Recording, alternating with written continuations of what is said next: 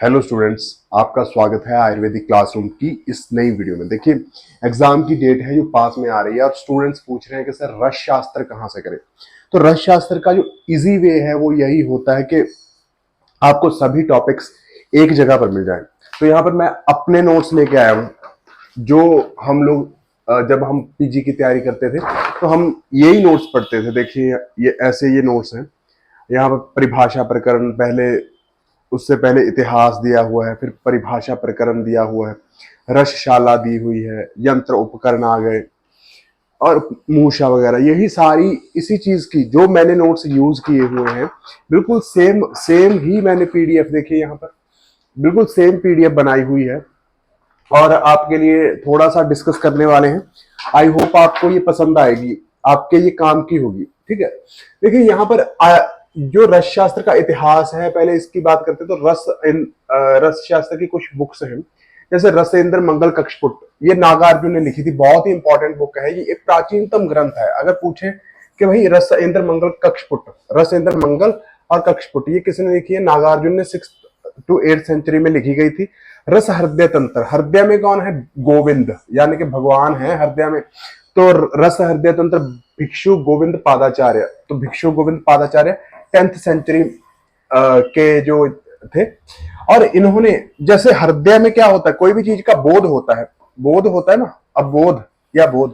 तो इन्होंने जो चैप्टर्स को, अध्याय को क्या बोला है? अवबोध बोला है, अवबोध।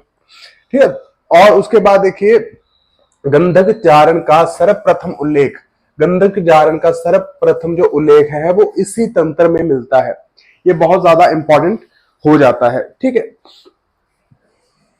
और उसके बाद आप आ जाइए जी, रस आर्नव, रस आर्नव, रस आर्नव। तो ये रट्टा मारा था मैंने, रस आर्नव भैरवानंद योगी, रस आर्नव भैरवानंद योगी। तो रस आर्नव भैरवानंद योगी के द्वारा लिखी गई पुस्तक है और ये 12th सेंचुरी की है। संग्रह ग्रंथ है, ये संग्रह ग्रंथ बेसिकली कलेक्टिवली बहुत सारे ग्रंथों से लेकर बनाया गया है। शिव पार्वती के संवाद के रूप में ये लिखा गया है। गोरक्षण संहिता इस बाय गोरखनाथ ने लिखा है। 12th सेंचुरी है, 1,00,000 श्लोक है, काव्य और भूति प्रकरण में विभाजित है।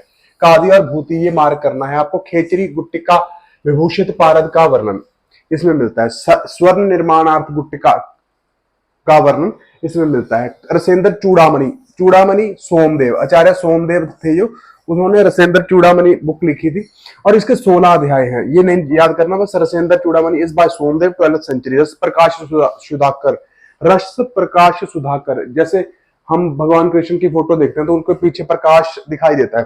तो रस प्रकाश सुधाकर इस बाय यशोधर भट्ट, यशोदा माता के पुत्र थे भगवान कृष्ण, तो प्रकाश उनके पीछे से निकलता है। तो रस प्रकाश सुधाकर इस बाय यशोधर भट्ट। रस कर्पूर का सर्वप्रथम वर्णन मिलता है। कुपीपक और रसायन का वर्णन मिलता है। जब हम ये पढ़ेंगे कुपीपक और रसायन, तो वहां पर पहली लाइन यही पढ़ते हैं कि रस प्रकाश सुधाकर में यशोधर भट्ट ने रस कर्पूर का सर्वप्रथम वर्णन किया था। उसके बाद रसरत्न समुच्चय, रसरत्न समुच्चय इस बाय रस भागवत, रस भागवत जी थे जो रस वाले भागवत थे, उन्होंने रसरत्न समुच्चय लिखा था। बहुत ज्यादा इंपॉर्टेंट ग्रंथ है रसरत्न समुच्चय इस बाय रस भागवत। रस भागवत ने लिखा था रस रत्न समुच्चय। रस रत्नाकर, रस रत्नाकर, जैसे कोई स्वैगर इंसान होता है ना, स्वैगर। तो पार्वती पुत्र नित्यानाथ बहुत ज्यादा इंपॉर्टेंट है, पार्वती पुत्र नित्यानाथ। ये यहाँ पर आपको थोड़ा सा हौच पौच इसीलिए दिखाई दे रहा है क्योंकि ये मेरे खुद के नोट्स हैं और मैंने मार्क कर करके पढ़ा हुआ है। तो 13th सेंचुरी, ठीक है, और कुछ नहीं इसके बारे में याद करना। निघंटू रत्नाकर जो लिखा है वो विष्णु वासुदेव गोडबोले ने लिखा है 19वीं सेंचुरी में। ये आपको स्पेशल पॉइंट यहां से याद कर लेना। अनंतकंद, अनंतकंद इस बाय मंथान भैरव, जैसे मंथान उठता है आनंद का मंथान होता है। ठीक है, तो अनंतकंद इस बाय मंथान भैरव 13th सेंचुरी। तो आनंद आएगा, उल्लास आएगा, तो एक ही बात है। जब अनंतकंद लिखा था तो इसमें उल्लास, अध्याय को उल्लास शब्द यूज किया है, उल्लास। रसराज लक्ष्मी, रसराज लक्ष्मी, लक्ष्मी तो यहाँ पर विष्णु आ गया। देखो विष्णुदेव गुप्त, लक्ष्मी और विष्णु जी कौन थे? हस्बैंड वाइफ थे ना। तो रससार, रससार कौन होगा? रससार, रस किसकी वाणी में रस होगा? तो गोविंद की, यानी कि भगवान की वाणी में रस होगा। तो रससार इस बाय गोविंदाचार्य। रस पद्धति, ये मेरे दोस्त थे, एक बिंदु, बिंदु एक मेरा दोस्त था, तो रस पद्धति आचार्य बिंदु, मैंने तो ऐसे ही याद किया था कि रस पद्धति इस बाय आचार्य बिंदु। रस ईश्वर दर्शन, रस ईश्वर दर्शन इस बाय माधवाचार्य। रस ईश्वर, ईश्वर कौन है? माधव, हे माधव, हे माधव, ईश्वर है माधव। रस ईश्वर दर्शन रस चिंतामणि, रस की जो पारद की चिंता है, पारद की चिंता है वो अनंत है, कितना मर्जी आप चिंता कर लो, पारद के कितने हजारों योग बन सकते हैं। तो रस चिंतामणि इस बाय अनंत देव सूरी, अनंत देव सूरी। तो चिंता कहां करोगे आप? मन में, तो सतवक, सतव में करोगे। तो सतवक लिखा है अध्याय का नाम यहाँ पर। अनंत देव सूरी ने रस चिंतामणि में 11 सतवक डाले हैं। सतवक मतलब अध्याय, ठीक है। उसके बाद Rasendra Chintamani is by Dhundhuknath, Rasendra Chintamani is by Dhundhuknath, 15th century. Rasa Manjari, तो मंजरी, मंजरी कैसे होती है? ये मैंने यहाँ पर मंजरी बनाई हुई है। मंजरी, मंजरी ऐसे ही होती है, ऐसे ऐसे बीज ऐसे होती है मंजरी, मंजरी का बल्ली जिसको बोल देते हैं। तो रस मंजरी तो किसने लिखा है? शालीनाथ ने। शाली चावल की मंजरी होती है, शालीनाथ ने 15th सेंचुरी। लोह सर्वसम, लोह सर्वसम आचार्य सुरेश्वरम, लोह सर्वसम आचार्य सुरेश्वरम। रस इंद्र सार संग्रह इज बाय रस इंद्र सार संग्रह, रस इंद्र सार संग्रह है, आप गूगल पे सर्च कर लो, बहुत पॉपुलर बुक है रस इंद्र सार संग्रह। रस इंद्र सार संग्रह इज बाय गोपाल कृष्ण भट्ट। मैं आपको दिखा भी सकता हूं, लेकिन ये दबी पड़ी है बुक। रस इंद्र सार संग्रह इज बाय गोपाल कृष्ण भट्ट। रस इंद्र कल्पद्रुम इज बाय रामकृष्ण भट्ट। इनके भाई थे जो 16th सेंचुरी में थे, रामकृष्ण भट्ट, रामकृष्ण भट्ट। रस इंद्र कल्पद्रुम रामकृष्ण भट्ट, रस इंद्र कल्पद्रुम रामकृष्ण भट्ट। रस प्रदीप, प्र से प्र आ गया यहाँ पर, देखिए रस प्रदीप, रस प्रदीप इज बाय प्राणनाथ। रस कौमुदी के कौमुदी ज्ञान चंद्र शर्मा। एक सीरियल आता था, उसकी जो मेन एक्ट्रेस थी उसका नाम कुमुद था, और उसके जो पति था उसका वो ज्ञान चंद्र शर्मा था। जब हम छोटे होते थे तब आता था। तो रस कौमुदी बाय ज्ञान चंद्र शर्मा, 16th सेंचुरी। तो उसके बाद कामधेनु, कामधेनु, धेनु को क्या रस कामधेनु बाय चूड़ामणि मिश्र, चूड़ामणि मिश्र, चूड़ामणि मिश्र। जैसे पहले धेनु गाय आती थी तो उसके लिए मनी चाहिए होती थी, पैसे चाहिए होते थे, तो चूड़ामणि मिश्र, ठीक है। भृत्य योग तरंगणी बाय त्रिमल्ल भट्ट। जो मल्ल होंगे, मल्ल युद्ध देखा होगा आपने, तो वही योग करेंगे, भृत्य बड़ा योग करेंगे। भृत्य योग तरंगणी त्रिमल्ल भट्ट, योग तरंगणी त्रिमल्ल भट्ट। नेक्स्ट इज आयुर्वेद प्रकाश। आयुर्वेद प्रकाश, जैसे प्रकाश भगवान कृष्ण के पीछे प्रकाश होता है, तो माधव, माधव के सर के पीछे क्या था? प्रकाश। तो माधव उपाध्याय, 5 अध्याय है इसमें। योग रत्नाकर, योग रत्नाकर का कोई पता नहीं कि कौन है इनके राइटर, लेकिन जो तंबाकू और भीमसेनी कर्पूर का सर्वप्रथम वर्णन इसी में मिलता है, तंबाकू और भीमसेनी कर्पूर का। उसके बाद विशुद्ध रत्नावली इस बाय गोविंद दास सेन, 18वीं सेंचुरी में मिलते। बृहत्तर रसराज सुंदर दत्तराम चौबे, बृहत्तर रसराज सुंदर इस बाय दत्तराम चौबे, दत्तराम चौबे। संजय दत्त मतलब याद कर लेना। यहाँ पर देखो बृहत्तर रसराज सुंदर, तो बड़े बड़े दत्त साहब तो कौन थे? सुनील दत्त साहब। तो बृहत्तर रसराज सुंदर दत्तराम चौबे याद करना है आपको। उसके बाद रस तरंगणी, तरंगे किसकी आती हैं? आनंद की तरंगे आती हैं, सदा आनंद की तरंगे आती हैं, सदा आनंद की तरंगे आती हैं। तो 20th सेंचुरी मुग्ध रस और लवण द्रव वगैरह इसमें मिलते हैं। ये आप देख लेना, अगर आपके यहां से नोट कर लेना थोड़ा बहुत। रस मित्र इस बाय त्र्यंबकनाथ शर्मा, त्र से त्र, त्र से त्र, त्र से त्र। Rasa Jala Nidhi is by Bhudev Mukherjee. भूमि से जल निकलता है तो Rasa Jala Nidhi is by Bhudev Mukherjee. History of Hindu chemistry, Hindu chemistry English में है तो पीसी रॉय, इंग्लिश में ही आ गया 1904 ईस्वी में।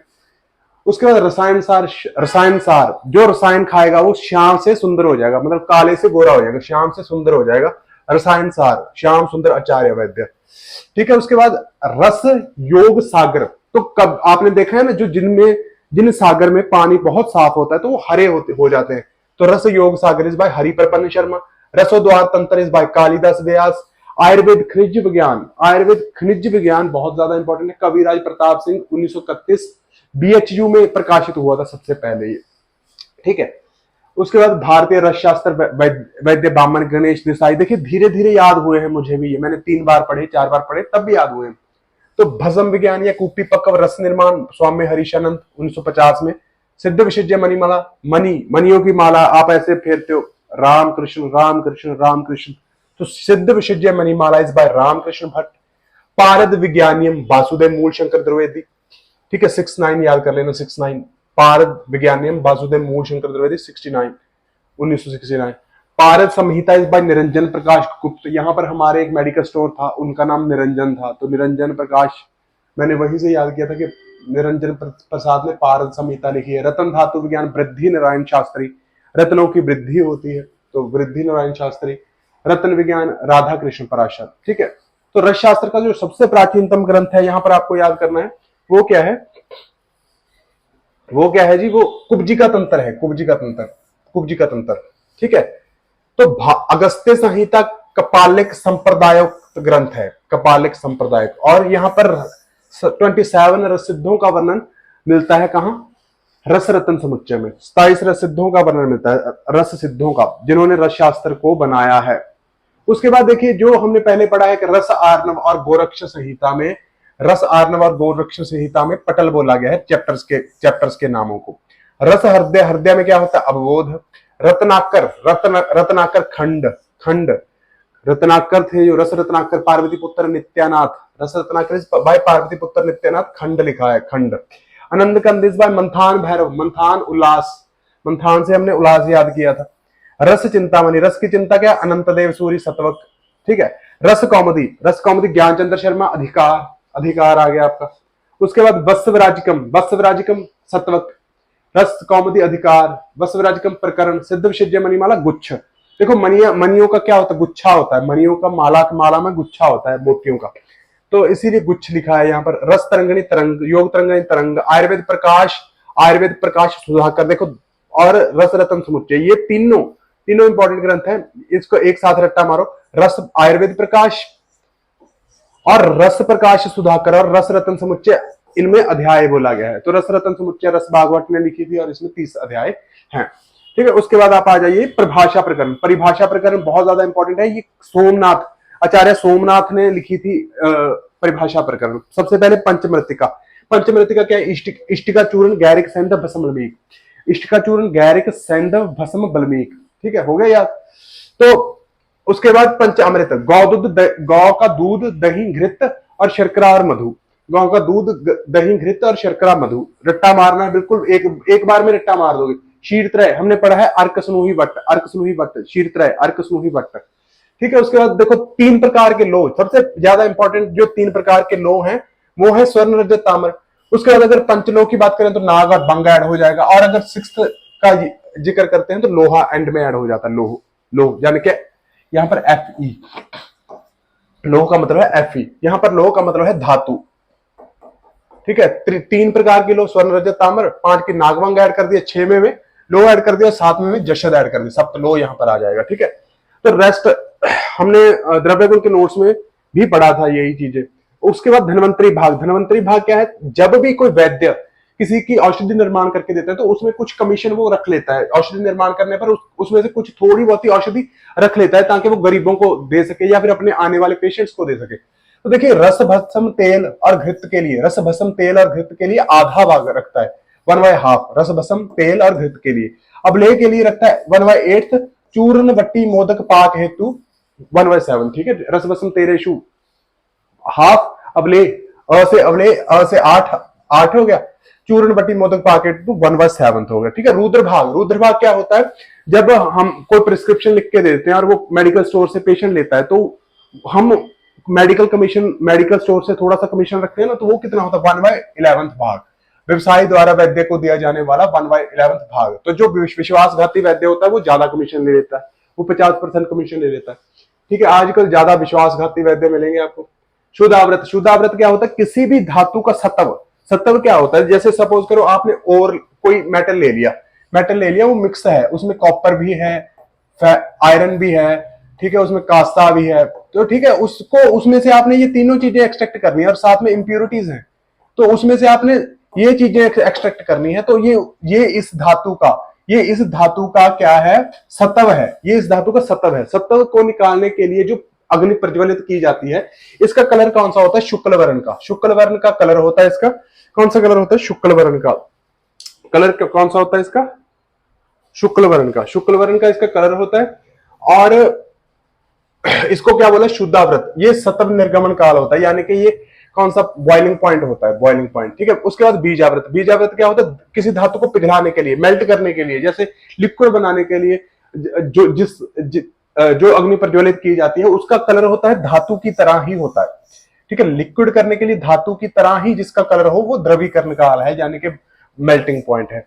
उसके बाद अवाप, अवाप क्या है, किसी धातु को पिघलाकर, किसी धातु को आपने पिघला दिया, उस पर किसी अन्य द्रव्य को डालना। आपने धातु को पिघला दिया, ऐसे ये पिघली हुई धातु है, इसमें कुछ अन्य द्रव्य आपने मिला दिए, तो ये क्या है, प्रतिवाप या आच्छादन। प्रतिवाप या आच्छादन मतलब उसमें किसी चीज को डाल दिया आपने, प्रतिवाप कर दिया या फिर उसका आच्छादन कर दिया। तो आपने अवाप, प्रतिवाप और आच्छादन ये एक बार में रट्टा मार लेना। निर्वाप, निर्वाप होता है किसी चीज को आपने रेड हॉट कर दिया, जैसे लोहे को तपा के हम पानी में डालते हैं, तो उसी प्रकार से बोला है किसी धातु को रक्त प्रतप्त मतलब पूरा गर्म कर लिया लाल, और उसके बाद किसी द्रव में बुझा दिया, किसी लिक्विड में बुझा दिया, इसको निषेक या संपन्न बोला जाता है। बीज लक्षण क्या होता है? बीज लक्षण होता है किसी धातु को कोमल करने के लिए प्रक्रिया की जाती है। किसी भी धातु को कोमल करने के लिए, देखो कोमल करने के लिए बीज वाली प्रक्रिया, बीज लक्षण प्रक्रिया की जाती है। इसमें क्या होता है, किसी धातु को पिघलाकर उसमें अन्य द्रव्य का निर्वापन कर दिया जाता है। कोई धातु आपने मेल्ट करके रखी है, उसमें आपने एक और मेटल गर्म करके उसमें बार बार बुझाते रहे, तो इससे वो जो धातु है वो कोमल हो जाती है, मतलब सॉफ्ट हो जाती है। ठीक है। ढालम, ढालम आपने कभी सुनारों को सोने का ढालन करते हुए देखा है? सुनारों को सोने का ढालन, तो सुनार सोने का ढालन कैसे करते हैं? वो ऐसे ढालन करते हैं कि पहले उसको मेल्ट कर लेते हैं और उसको बाद में लिक्विड में पानी में डाल देते हैं, तो वो जो पहले वो गहने के रूप में था वो अब डली के रूप में बन जाता है, यानी कि सॉलिड के रूप में बन जाता है, पत्थर के रूप में। घोसाकृष्ट, घोसाकृष्ट, घोसाकृष्ट क्या होता है? कांस्य। देखिए कांसा होता है, कांसा, ये बहुत ज्यादा इंपॉर्टेंट रहता है कांसा, जब हम पढ़ते हैं इसके बारे में। तो कांसा क्या होता है? कॉपर और वंग, कॉपर और वंग, यानी कि तांबा और वंग होता है कांसा। देखिए ये कॉपर और वंग होता है। एवं हरताल, जब हम हरताल को मिलाते हैं, हरताल का जो फार्मूला होता है वो AS2S3 होता है। AS2S3 इंपॉर्टेंट है ये। मिलाकर जब हम मंकनाल में अग्नि अग्नि अग्नि पे डालते हैं तो वंग और जो ताम्र है ये अलग हो जाते हैं। मतलब सीधा याद करो कि कांस्य और हरताल मिला के जब हम अग्नि में फूकते हैं तो वंग और जो ताम्र है वो अलग हो जाते हैं। ये कॉपर और वंग ये अलग अलग हो जाते हैं, तो इसको बोलते हैं घोसाकृष्ट ताम्र और घोसाकृष्ट वंग। घोसाकृष्ट ताम्र और घोसाकृष्ट वंग। चंद्रार्क क्या होता है? चंद्रार्क होता है जी 16 भाग इसमें चंद्र, 16 भाग इसमें चांदी होती है और 12 भाग, 16 भाग इसमें चांदी होती है और 12 भाग इसमें क्या होता है? तांबा। 12 भाग क्या होता है इसमें? तांबा। ठीक है।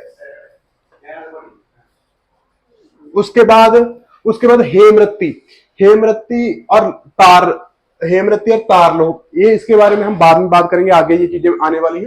लेकिन अभिषेक, अभिषेक के बारे में पूछ लेते हैं। अग्नि के संयोग से द्रवित लोह, आपने एक लोह है और मेटल है, इसको लिक्विफाई कर लिया और उसके बाद इसमें आपने 8 निमेष पश्चात जल डाल दिया, तो इसको अभिषेक बोलते हैं। द्रावक गण, द्रावक गण क्या होता है? द्रावक गण तो रट्टा ही मारना पड़ेगा। गुंजा टंकन मधु घृत गुड़ गूगल, गुंजा टंकन मधु घृत गुड़ गूगल, गुंजा टंकन मधु घृत गुड़ गूगल, ये तो रट्टा है। गुंजा टंकन मधु घृत गुड़ गूगल, गुंजा टंकन मधु घृत गुड़ गूगल। तो ठीक है, ये इसको द्रावक गण को जी रट्टा मार लो। द्रवक पंचक, द्रवक पंचक कौन है? गुंजा टंकन मधु घृत गुड़। तो द्रवक पंचक, द्रवक पंचक में गुगुल नहीं है, द्रवक पंचक में गुगुल नहीं है। देखिए द्रवक पंचम में गुगुल नहीं है। ठीक है। पंचमित्र, मित्र गुड़ नहीं खाते, 5 मित्र गुड़ नहीं खाते, तो आपने द्रवक गण याद कर लिया। गुंजा टंकन मधु घृत गुड़ गूगल, तो इसमें ये गुड़ नहीं खाते, तो इसमें गुड़ नहीं है, इसमें गुड़ नहीं है, देखो गुड़ नहीं है इसमें।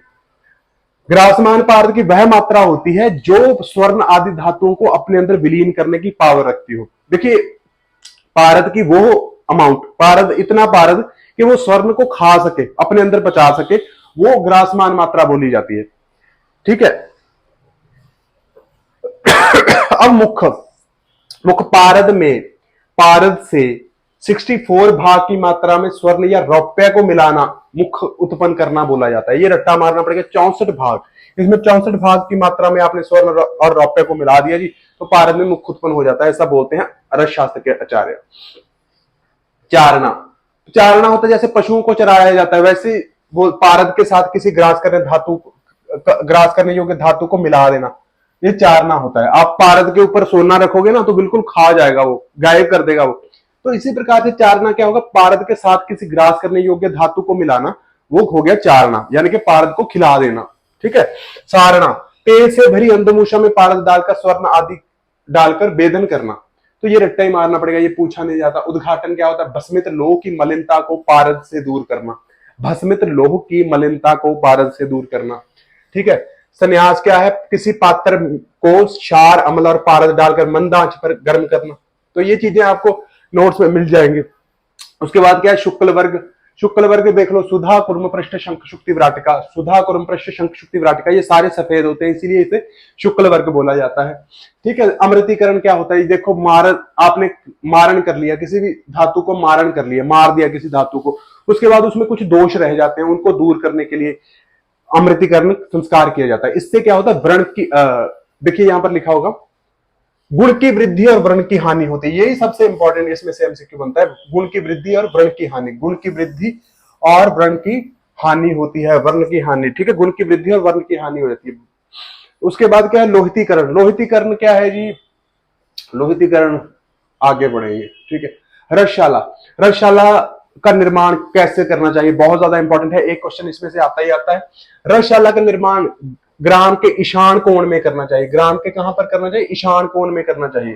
ठीक है। देखिए पूर्व, पहले पूर्व, सबसे पूर्व दिशा इंपॉर्टेंट मानी जाती है, तो इसमें रस भैरव की स्थापना कर दोगे आप, रसलिंग की स्थापना कर दोगे, रस भैरव की स्थापना कर दोगे, इसमें ही उपकरण रख दोगे। क्यों, उपकरणों के नजदीक आपको रस भैरव की स्थापना करनी होती है। शिष्याचार्य कालनी, शिष्याचार्य कालनी शारण कर्म करते हैं, धोते हैं, साफ सफाई करते हैं, शिष्याचार्य और कालनी क्यों, पश्चिम दिशा में। ठीक है। दक्षिण दिशा में, दक्षिण में जैसे हम हम दक्षिण भारत में जाते हैं तो वहां पर पथरीला इलाका है, पथरीला, तो वहां पर पाषाण कर्म होता है, और वहीं पर कार्यालय, कार्यालय बनाए जाते हैं पाषाणों से, पत्थरों से ही कार्यालय बनाए जाते हैं, कूटना पीटना सब पाषाणों से, पत्थरों से किया जाता था। तो ठीक है। उसके बाद उत्तर दिशा में, उत्तर भारत में, उत्तर भारत में कौन सी चीज है, हिमालय, उत्तर भारत में हिमालय है। तो यहाँ पर धातुवेद कर्म, धातुवेद कर्म और कच्ची औषधि का भंडारण कहां पर किया जाएगा, कच्ची औषधि का भंडारण उत्तर दिशा में, और धातु वेदन कर्म भी और कच्ची औषधि का भंडारण दोनों यहां पर किए जाएंगे।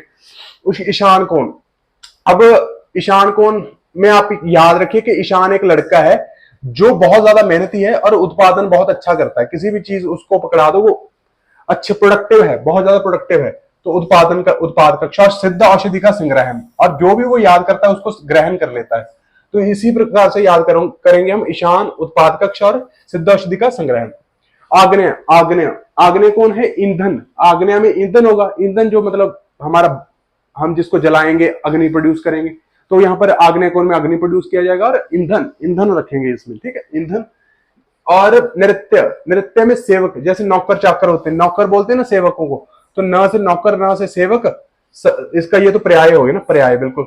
और शस्त्र कर्म, हम जब लड़ाई करेंगे तो हम पहले थोड़ी जाएंगे, हम पहले बोलेंगे कि यार जो सेवक होगा उसको बोलेंगे कि जाओ लड़के आओ। तो ये वही हो गया कि नृत्य कोण में सेवक कक्ष और शस्त्र कर्म, शस्त्र कर्म करता है ये शस्त्र कर्म, समझे ना। वायव्य कोण, वायुव्य कोण, वायव्य कोण, जहां पर वायु चलती है वहां पर जो भी औषधियां होती हैं उसको सुखाया जाता है, यानी कि शोषण कर्म किया जाता है। तो ये बहुत ज्यादा इंपॉर्टेंट था, आपका हो गया। उसके बाद कालिनी, कालिनी के बारे में पूछ लिया जाता है, तो इसके बारे में तो आपको रट्टा ही मारना पड़ेगा। अश्वस्था पत्र सदृश्य सुशोभिता, कृष्ण पक्षे पुष्पवती सा नारी कारणी स्मृता।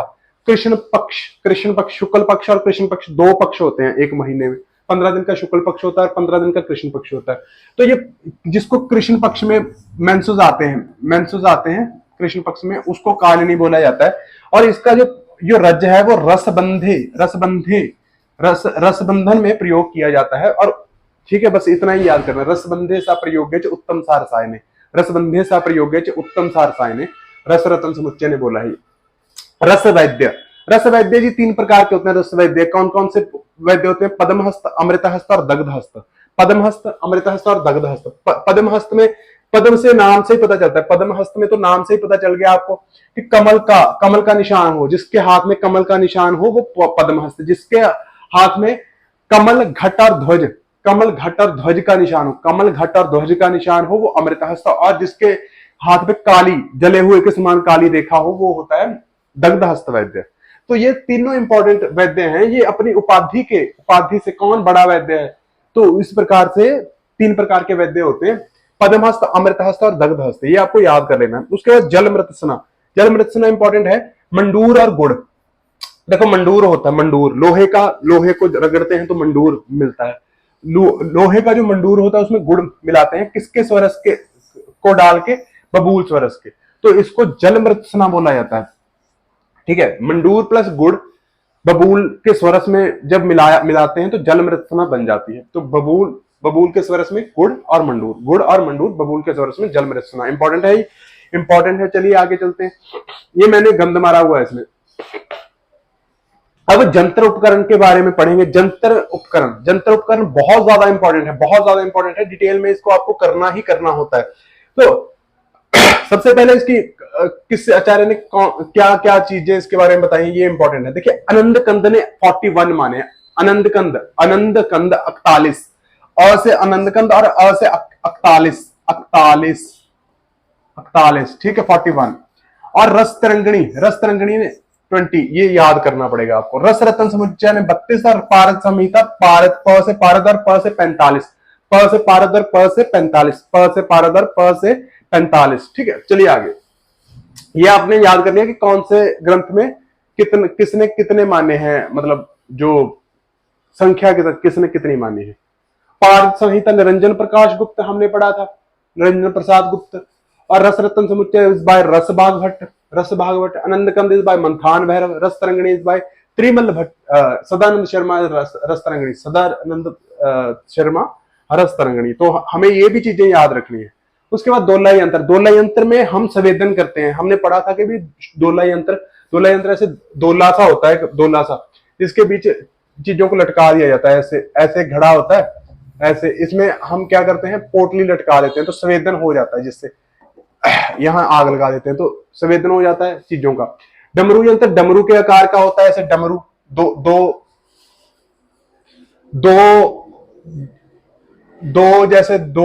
क्या बोलेंगे, मूषा को मिला के बन जाता है।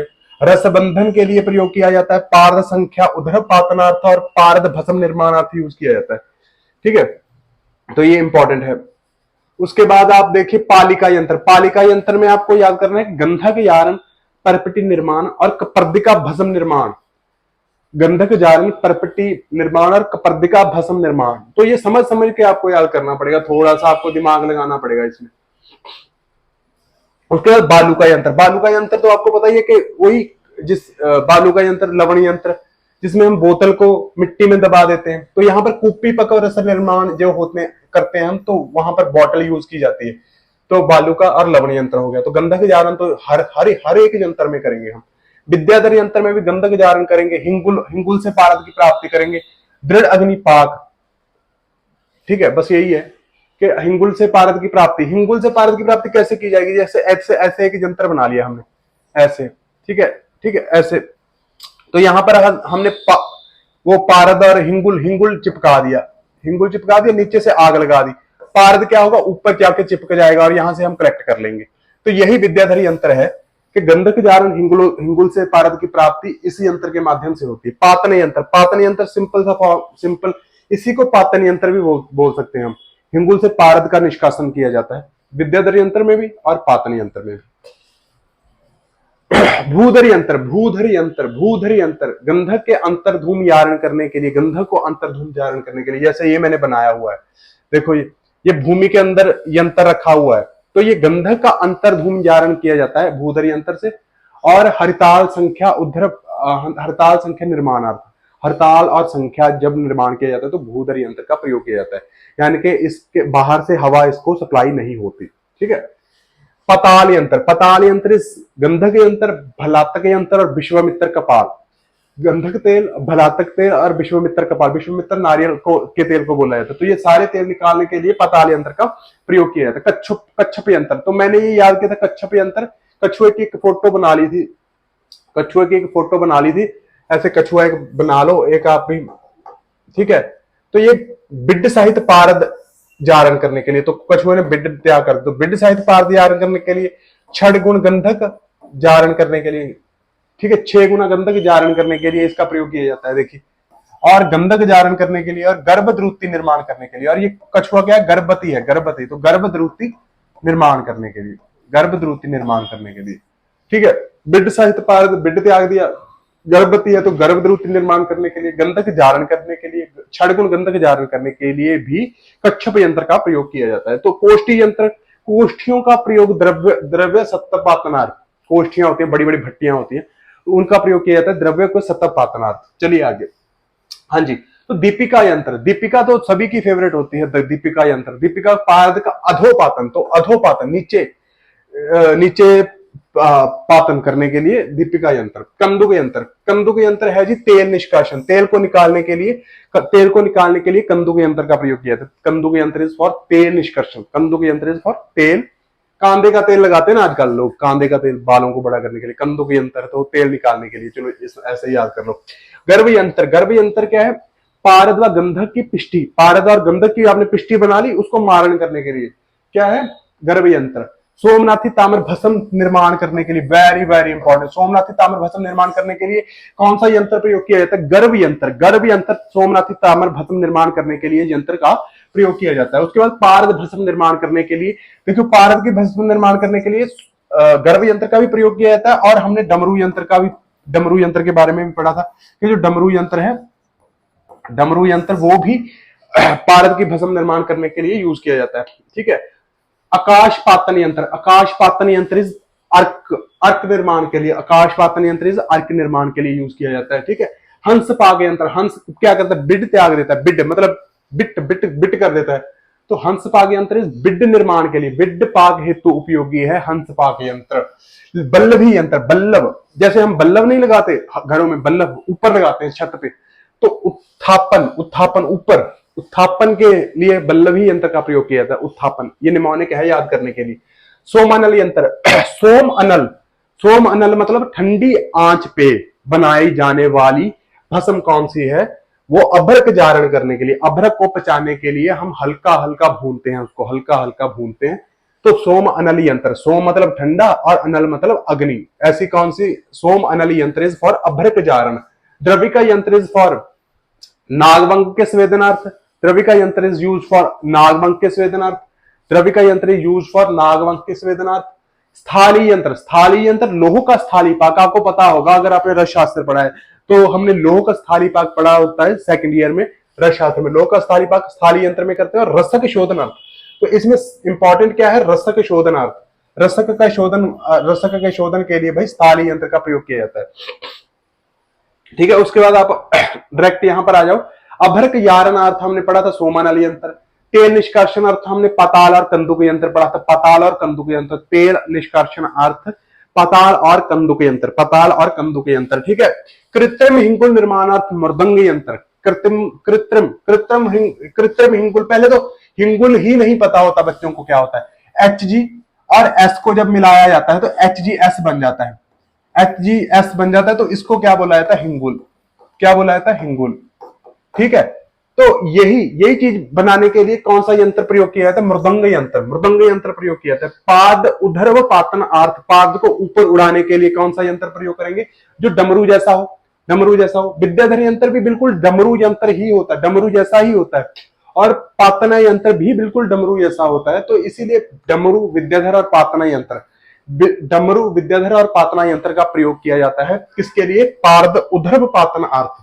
देखिए डमरू यंत्र हो गया ऐसा, डमरू यंत्र तो हो गया, थोड़ा सा समझ लो, थोड़ा सा समझोगे तो इजी हो जाएगा। देखो डमरू यंत्र तो हो गया ऐसे, विद्याधर यंत्र भी बिल्कुल ऐसे ही होता है, विद्याधर यंत्र भी बिल्कुल ऐसे ही होता है, ऐसे दो दो मूषाएं आपस में मिलाए।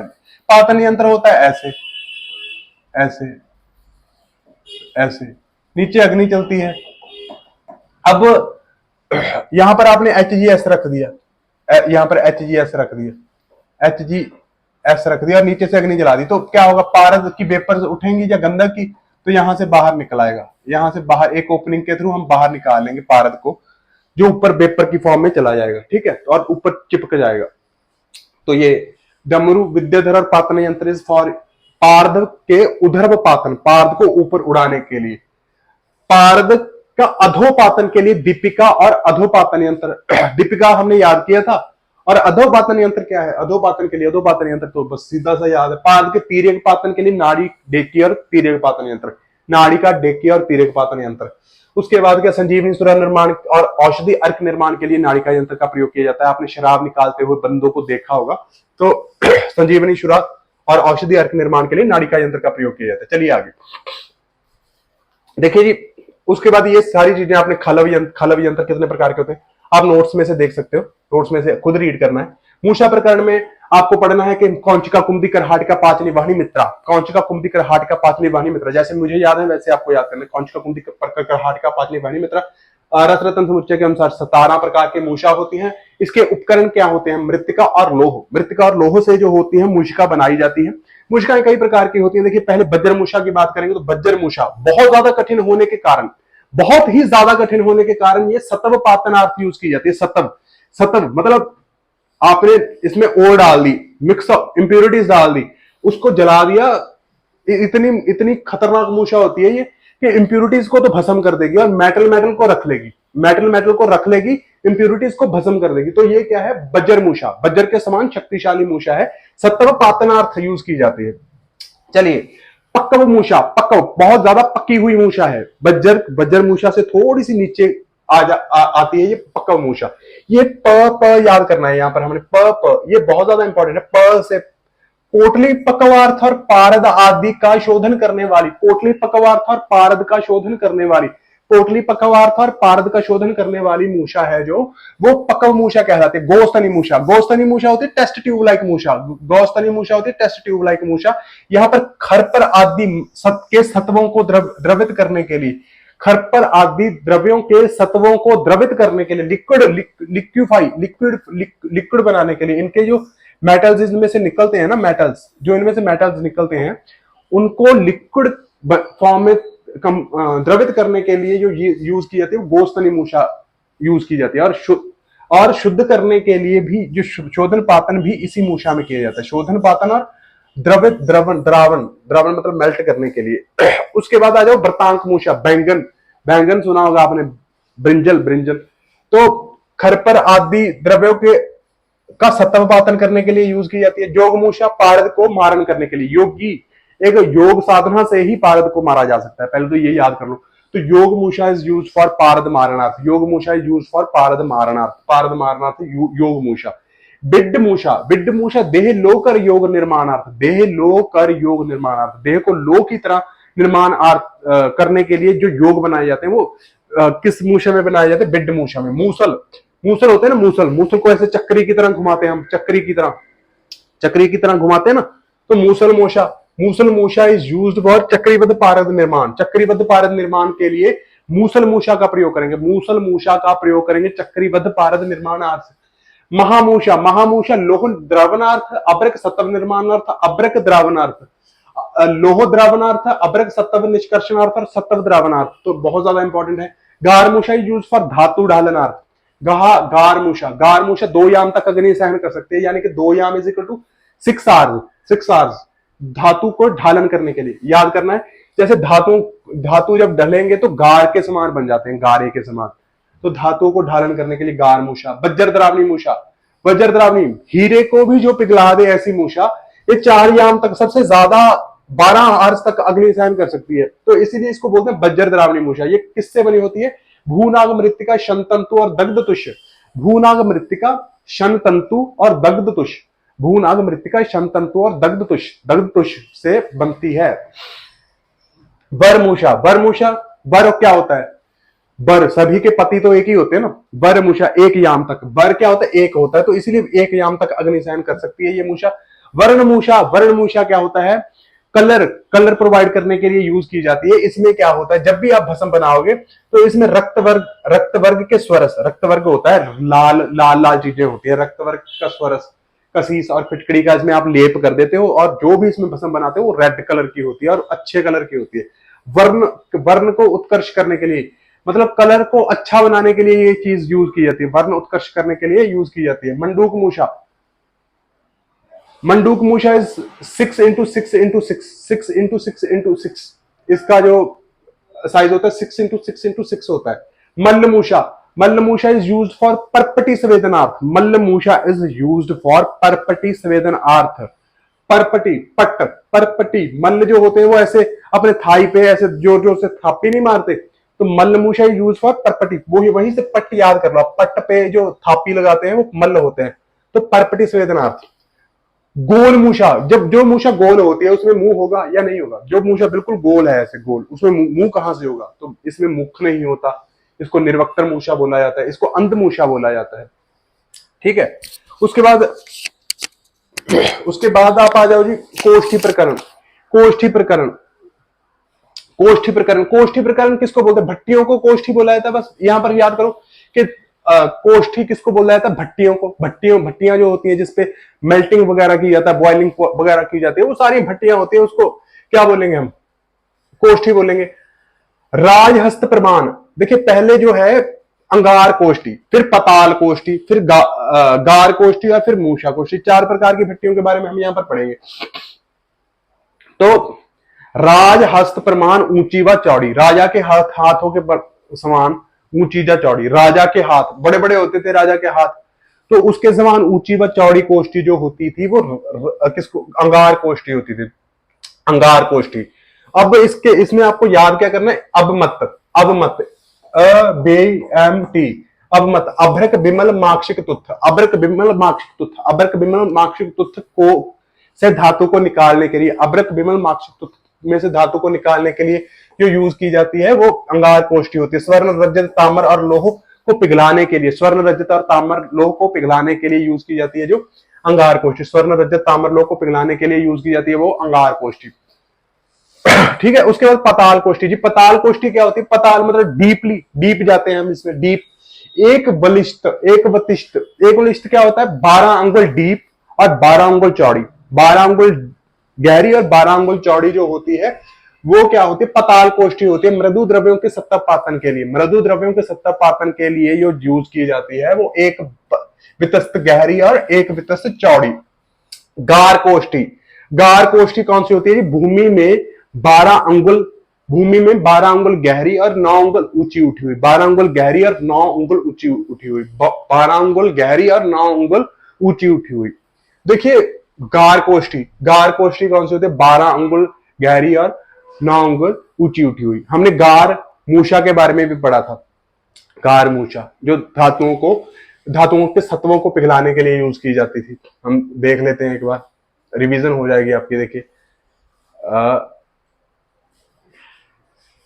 गार मूषा, धातु ढालनार्थ, धातुओं को ढालने के लिए 6 आर्स तक जो अग्नि सहन करती थी। मूषा, मूषा कोष्ठी, मूषा होता है जैसे मूषक होता है, मूषक जो मृदु होता है वो बहुत सॉफ्ट होता है, तो मूषा कोष्ठी यूज फॉर मृदु द्रव्यों के शोधनार्थ, मृदु द्रव्य शोधनार्थ मूषा कोष्ठी। बंकनाल, अब बंकनाल के बारे में थोड़ा सा आप रीड कर लेना। 2 प्रकार की नलियां होती है जी, एक रत्नी लंबी और दूसरी 5 अंगुल लंबी। कम मात्रा में स्वर्ण रजत को पिघलाने और उनकी मिलावट को पृथक करने के लिए इनका यूज किया जाता है, बस रीड कर लेना। उसके बाद ये चीजें नहीं पढ़नी है आपको, बिल्कुल नहीं पढ़नी। पुट्ट संख्या प्रकार, पुट्ट संख्या प्रकार ये हैं 10 रसरत्न समुच्चय ने बोले हैं। उसके बाद आप आ जाओ पुट्ट कितने प्रकार के होते हैं। देखिए पुट्ट हमको सारे पढ़ने होते हैं, तो पुट्ट पढ़ लेते हैं हम यहां पर। देखिए ध्यान से, महापुट्ट, महापुट, महापुट, जब भी आप महापुट की बात करोगे तो ऐसे दो हाथ चौड़े करके खड़े हो जाओगे। देखिए क्यों? क्योंकि क्योंकि दो हस्त प्रमाण, दो हाथ लंबा होता है ये कौन सा? महापुट। महापुट में 1500 बनने उपले। देखो पहले तो यही याद कर लो यार, महापुट, गजपुट, बराहपुट और कुकुटपुट। महापुट, गजपुट, बराहपुट और कुकुटपुट। बराहपुट को करोड़पुट, वर्णाख्यापुट भी बोला जाता है। बराहपुट को क्या बोल रहे हैं? करोड़पुट और वर्णाख्यापुट भी बोला जाता है।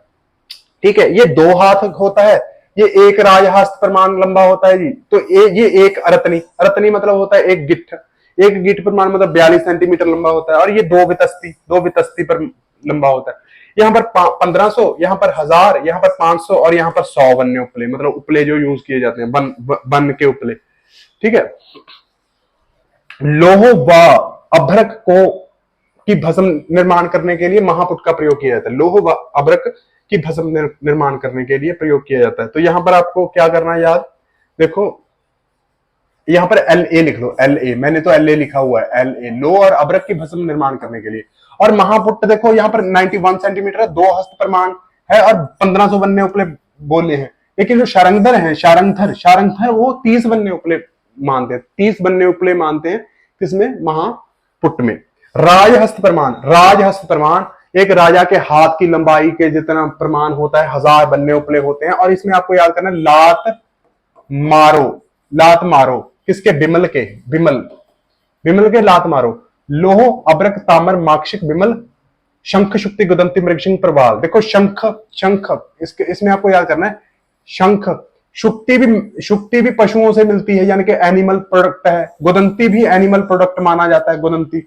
और मृगशृंग, मृगशृंग मृगशृंग मृग मृग मृग से जो श्रृंग मिलता है, मृगशृंग हो गया। प्रवाल, प्रवाल जो बनाया जाता है वो भी किससे बनाया जाता है अपना जी, प्रवाल किससे बनाया जाता है? प्रवाल भी तो एक एनिमलों से मिलने वाली चीज है प्रवाल, ठीक है। तो वराह, करोड़ और वर्णाख्य पुट, इसके पर्याय याद करने, वराह पुट, करोड़ पुट, वर्णाख्य पुट, वराह पुट, करोड़ पुट, वर्णाख्य पुट, ठीक है। उसके बाद वराह पुट, करोड़ पुट, वर्णाख्य पुट आपने याद कर लिया। 500 वन्य उपले हैं इसमें, 500 वन्य उपले, ये हमारे याद है। उसके बाद इसमें शंख शुक्ति विराटिका गुदंती जशद, शंख शुक्ति विराटिका गुदंती जशद, शंख शुक्ति विराटिका गोदंती जशद, शंख शुक्ति विराटिका गोदंती जशद, शंख शुक्ति विराटिका गोदंती जशद। अट्टा मारना था इसमें। कुकुट पुट, कुकुट पुट में क्या याद करना, देखिए स्वर्ण रजत, स्वर्ण रजत दोनों महंगी धातु हैं, दोनों महंगी धातु हैं। और जैसे कुकुट मुक्ता, मोती खा जाता है, कुकुट ऐसे रास्ते में मोती पड़ा हुआ है तो कुकुट आएगा, कुकुट यानी कि मुर्गा आएगा, उसको खा जाएगा। तो मुक्ता भस्म के लिए कौन सा कुकुट पुट यूज किया जाएगा? नाग और वंग, नाग और वंग, नाग और वंग, नाग और वंग, स्वर्ण रजत, नाग, वंग और मुक्ता भस्म के लिए कुकुट पुट। अब जी कबूतर, कबूतर आ गया, कपोत पुट आ गया, छोटा सा होता है इसीलिए अल्प पुट बोला जाता है, लघु पुट बोला जाता है, मृदु पुट बोला जाता है। 8 वन्य उपले, 8 वन्य उपलों की अग्नि इसमें दी जाती है, 8 वन्य उपलों की अग्नि इसमें दी जाती है। पारद जारण के लिए ये उपयोगी होता है, पारद जारण के लिए बहुत ज्यादा उपयोगी कौन सा पुट होता है? कपोत पुट। पारद जारण के लिए, पारद को जारण करने के लिए कपोत पुट यूज किया जाता है। लावक पुट, इससे भी छोटा एक लावक पुट होता है, लावक चिड़िया के आकार का, उसमें एक पल यानी कि 4 तोला, एक पल 4 तोला गौम्य, गांव का गोबर यूज किया जाता है। मृदु द्रव्यों के पाक करने के लिए यूज किया जाता है। मृदु खुद भी ये छोटा है, मृदु पुट है, तो ये मृदु द्रव्यों को पकाने के लिए यूज किया जाएगा। खुद भी मृदु है लावक पुट, और मृदु द्रव्यों को पाक करने के लिए यूज किया जाएगा। अब गौम्य पुट, बहुत ज्यादा बार आया हुआ क्वेश्चन है गौम्य पुट के बारे में, तो देखिए कैसे इसको टैकल करेंगे। गौम्य पुट इज यूज्ड फॉर, एक पल गौम्य इसमें यूज किया जाता है, और इसका जो यूज किया जाता है पारद की भस्म निर्माण करने के लिए यूज किया जाता है गौम्य पुट का। वैसे भी गाय का बहुत ज्यादा इंपॉर्टेंस है यहाँ पर आयुर्वेद में, तो पारद की भस्म निर्माण करने के लिए गौम्य पुट का ही प्रयोग किया जाएगा। उसके बाद एक पात्र में बालू का रखकर उसमें संपुट रखकर अग्नि दे।